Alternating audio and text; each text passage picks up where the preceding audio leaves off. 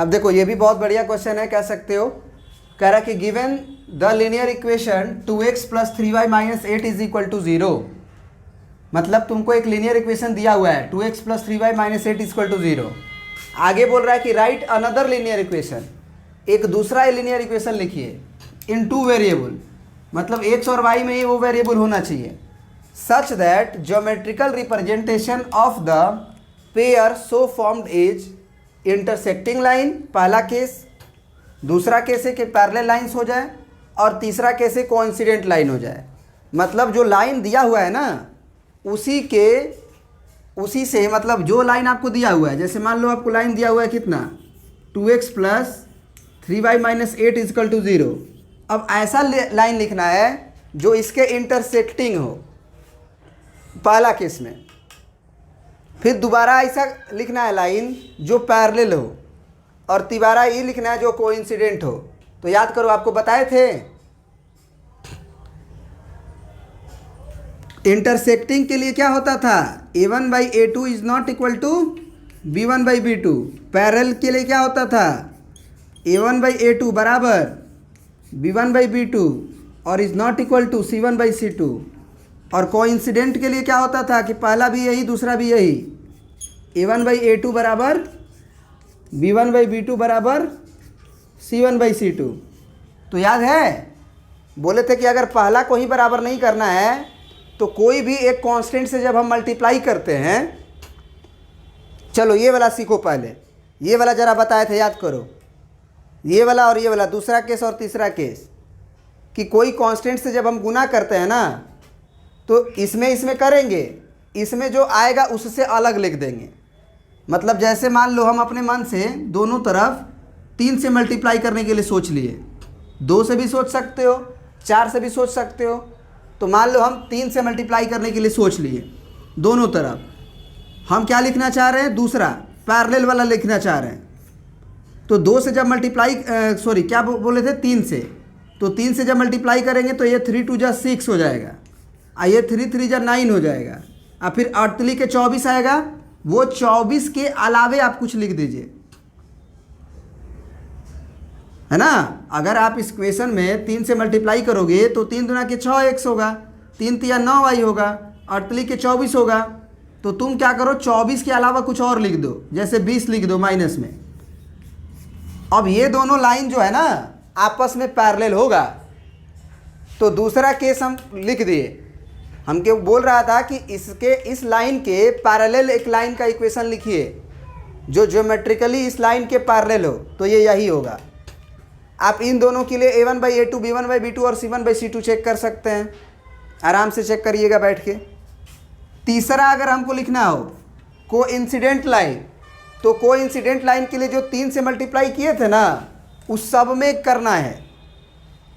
मतलब कि ये कितना आया था, 3 दूना के 6x, फिर 3 तिया के 9y और 48 के 24, तो ये पूरा लिख देना है। जब आप 3 से मल्टीप्लाई दोनों तरफ करते हो और पूरी तरह से उसी चीज़ को लिख देते हो तो वो एक कोइंसिडेंट लाइन आती है।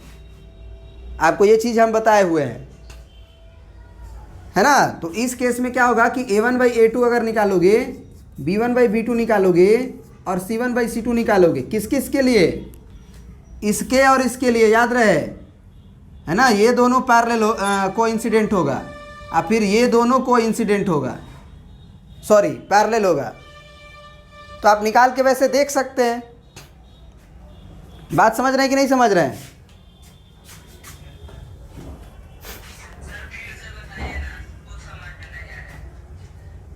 अब क्या समझाए तुमको, तुम पैरेलल वाली कहानी ही नहीं समझे हो। अगर हमको a1/a2 को बराबर नहीं लाना होता है b1/b2 के, तो पहला ही बराबर नहीं होना चाहिए। लेकिन अगर a1/a2 बराबर b1/b2 लिखना है और नॉट इक्वल टू c1/c2 लिखना है तो पहला दोनों बराबर होना चाहिए।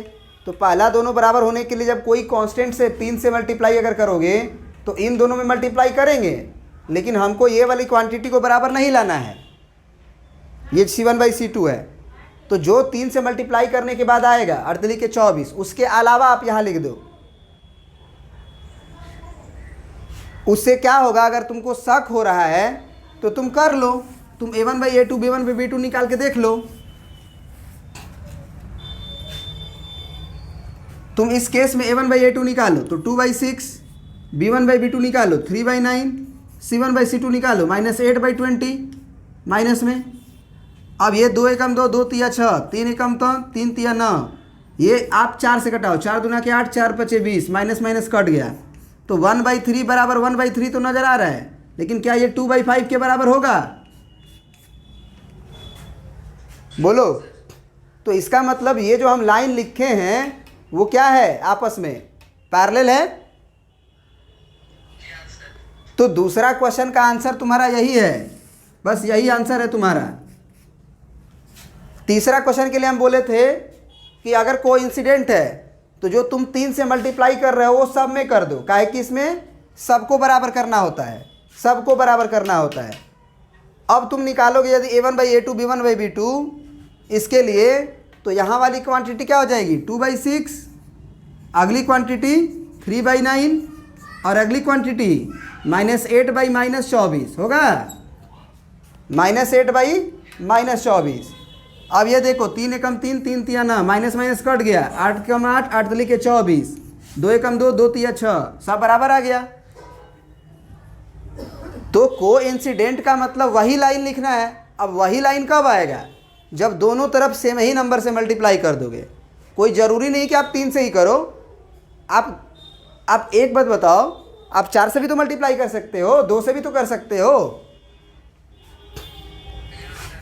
वो कर लो। अब इसका पहला क्वेश्चन हो गया कि इंटरसेक्टिंग लाइन के लिए क्या करें।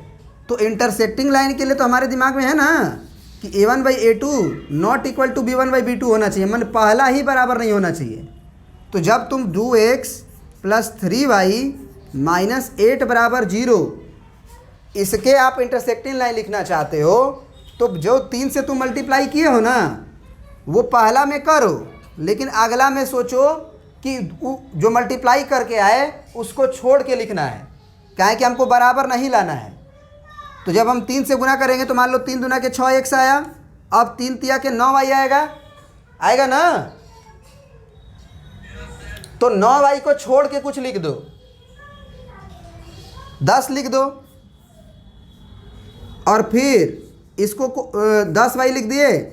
इसमें कोई दिक्कत नहीं है, करो चाहे मत करो, कोई फ़र्क नहीं पड़ता है। 8 के 24 भी कर सकते हो या कुछ और भी कर सकते हो। इसको पहला ही को बराबर नहीं लाना है। अब पहला ही बराबर नहीं आएगा, देखो क्यों। ये 2/6 हुआ, ये 3/10 हुआ, ये 2 एकम 2, 2 तिया 6, क्या ये बराबर होगा 1/3, 3/10 के? तो ये बात अपने दिमाग में बिठा लो कि इंटरसेक्टिंग के लिए जो हम कोई नंबर से गुना करते हैं ना, तो पहला में जो गुना होगा और फिर दूसरा में जो गुना होगा, तो दूसरा वाला को हमको बराबर नहीं लाना है, पहला वाला ही। तो पहले जो गुना होगा उसको रख देंगे, अगले में जो गुना होगा उससे अलग लिखेंगे। जैसे 3 3 जा 9 हुआ तो 10 लिख देंगे, 8 लिख देंगे, 7 लिख देंगे, बस 3 3 जा 9 आएगा वो नहीं लिखेंगे। और अगर पैरेलल बनाना हो, क्या बनाना हो, पैरेलल, तो जब 3 से मल्टीप्लाई करेंगे तो पहला में और दूसरा में गुना करेंगे, लेकिन तीसरा में जो गुना आएगा 8 के 24 उससे अलग लिखेंगे। आप कहोगे सर ये क्या है, तो हम कहेंगे कि पैरेलल के लिए कहानी क्या होती है, पहला बराबर ना होता है और दूसरा बराबर नहीं होता है। तो पहला वाला दोनों में गुना करेंगे वो सेम होना चाहिए, तभी तो जब सेम नंबर से गुना करोगे तभी तो बराबर आएगा रेशियो। और अगला को बराबर नहीं लाना है, तो नहीं लाना है तो उससे अलग लिखो, जो आएगा 8 के 24 आएगा उससे अलग लिख दो। समझ गए? और ये वाली कहानी तो समझ ही रहे हो कि जब सभी को बराबर लाना है तो सब में एक ही नंबर से गुना करेंगे। प्रिंट कर लीजिए।